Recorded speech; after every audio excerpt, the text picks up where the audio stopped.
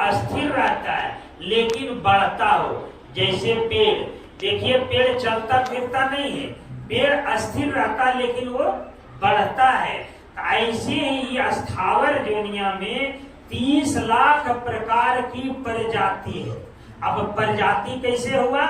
जैसे नस्ल, जैसे आम का एक अलग हुआ। अब आम में एगो मीठा आम, एगो खट्टा आम, एगो छोटा आम, एगो बड़ा आम। अब देखिए महुआ की एक होता है छोटा एक बड़ा। अब देखिए नीम का तीतवला नीम है ना, ऐसे देखिए महुआ।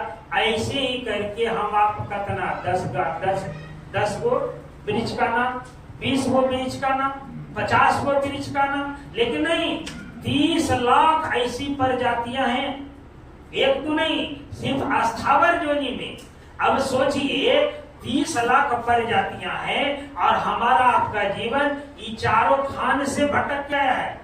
अगर सोचा जाए सिर्फ स्थावर का, आप देखिए ये अगर महुआ का पेड़ होगा तो आप विचार करिएगा आपके दादा या परदादा लगा के गए होंगे, और हम आप देखे इतने नहीं, हमारे आपके नाती पोता भी महुआ के पेड़ को देखेंगे। तो सोच लीजिए 100 बरस तक वो खड़े का खड़े।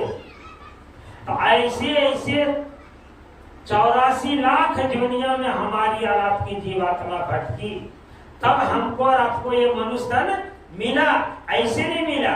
अब देखिए पहला तो स्थावर है, दूसरी जोनिया है उसमज। उसमज किसको कहते हैं? जो गर्मी से पैदा होता है। जैसे आप नाली में देखते कीड़ा होता है, तब उसमज खान में 27 लाख प्रजाति है, मतलब 27 लाख नस्ल की जीव है, एक दो जीव नहीं।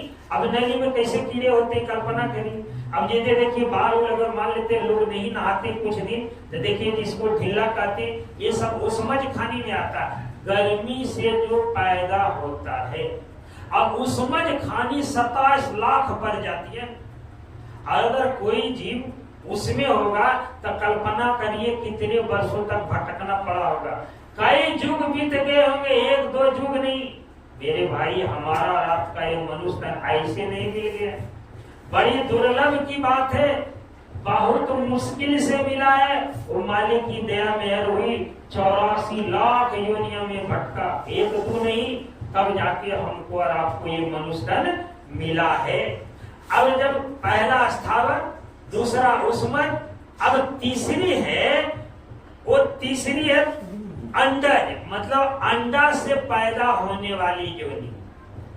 अब अंडज है 23 लाख प्रकार की, एक दुगने। अब अंडा से जैसे क्या, जैसे देखिए कबूतर अंडा से हो, बहुत ऐसे पक्षी हैं जो अपना जनरेशन अंडे से बढ़ाते हैं। तब उस प्रकार की प्रजातियां 23 लाख, एक दो नहीं।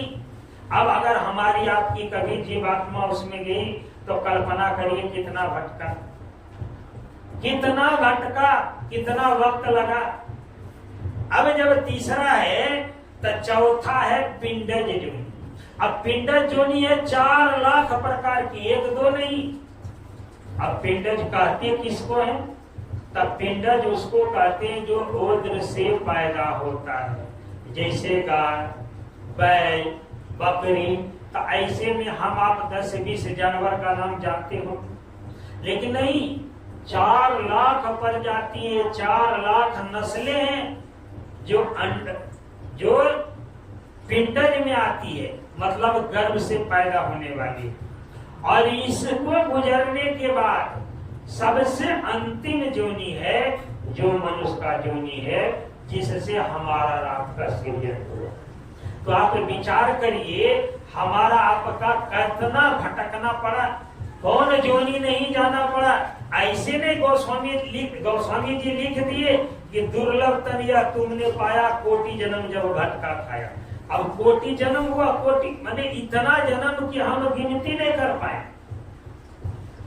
हम गिनती नहीं कर पाए। अब मोटा मोटी समझिए तो 84 लाख योनिया 4 खान को बांट, 84 लाख योनिया को 4 खान में बांटा गया। और 4 खान 84 लाख योनिया हमारा आपका जीवात्मा भटका, तब हमको मनुष्य मिला। तभी तो गोस्वामी जी लिखे कि दुर्लभ तन यह तुमने पाया, अब कोटि जन्म जब भटका खाया। अब मनुष्य तन हमको आपको इतना भटका खाने के बाद मिला है, और वैसे ही मिल गया तो मनुष्य तन मिलने से होने वाला कुछ नहीं है। हमारा आपका मनुष्य तन मिला तो मेरा कल्याण नहीं हो रहा है।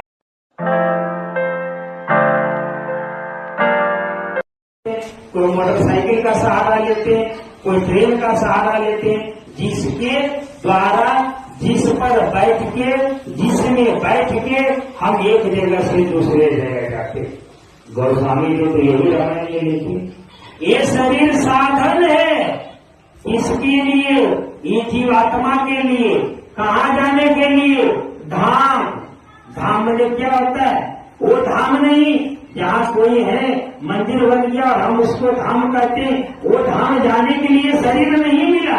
अरे भाई, वो मंदिर तो हम आपने बनाया, वो मंदिर बना के उसका धाम का नाम हम आपने दिया, हम आपने वहाँ देवी देवता को स्थापित किया। वो धाम नहीं भाई। अरे वो धाम जहाँ खुद मालिक, इस जीवात्मा का मालिक, जहाँ अनामी प्रभु रहे,